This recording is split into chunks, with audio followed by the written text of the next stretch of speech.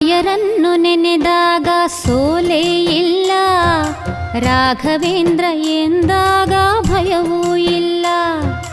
ರಾಯರನ್ನು ನೆನೆದಾಗ ಸೋಲೇ ಇಲ್ಲ, ರಾಘವೇಂದ್ರ ಎಂದಾಗ ಭಯವೂ ಇಲ್ಲ.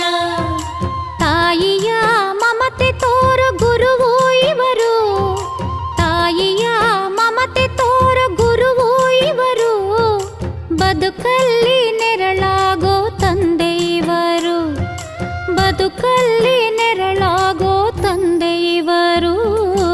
ರಾಯರನ್ನು ನೆನೆದಾಗ ಸೋಲೇ ಇಲ್ಲ,